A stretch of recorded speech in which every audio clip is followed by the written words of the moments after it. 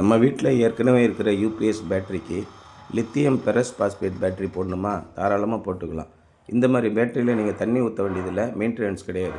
Charging ஆகும்போது பாருங்கள், 2 அம்புக்குறி உள்ளே வர மாதிரி காட்டும். டிஸ்சார்ஜிங் ஆகிற மாதிரி 2 அம்புக்குறி வெளியில் வர மாதிரி காட்டும். உங்கள் மொபைலில் கொண்டு போய் ப்ளூடூத்தை வச்சு அப்படியே நீங்கள் பேட்டரியோட கனெக்ட் பண்ணிக்கலாம். எவ்வளோ பேட்டரி இருக்குது, இன்னும் எத்தனை மணி நேரம் ஓட போகுது, எவ்வளோ நேரம் நீங்கள் சார்ஜ் பண்ணணும், எல்லாத்தையுமே காட்டும். இது சோலாருக்கு ரொம்ப பெஸ்ட்டு பேட்டரிங்க.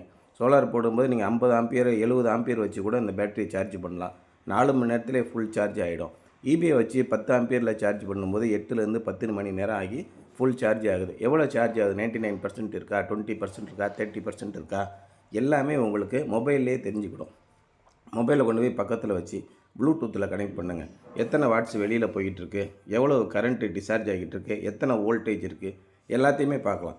பேட்டரியோட டெம்பரேச்சர் என்ன இருக்குது, அது ஹெல்த்தியாக இருக்கா, என்ன மாதிரி கண்டிஷனில் இருக்குது, எல்லாத்தையுமே நீங்கள் ப்ளூடூத்தில் பார்த்துக்கலாம். இந்த மாதிரி லேட்டஸ்ட் பேட்டரி 5 வருஷம் வாரண்டியோடு கொடுக்குறாங்க.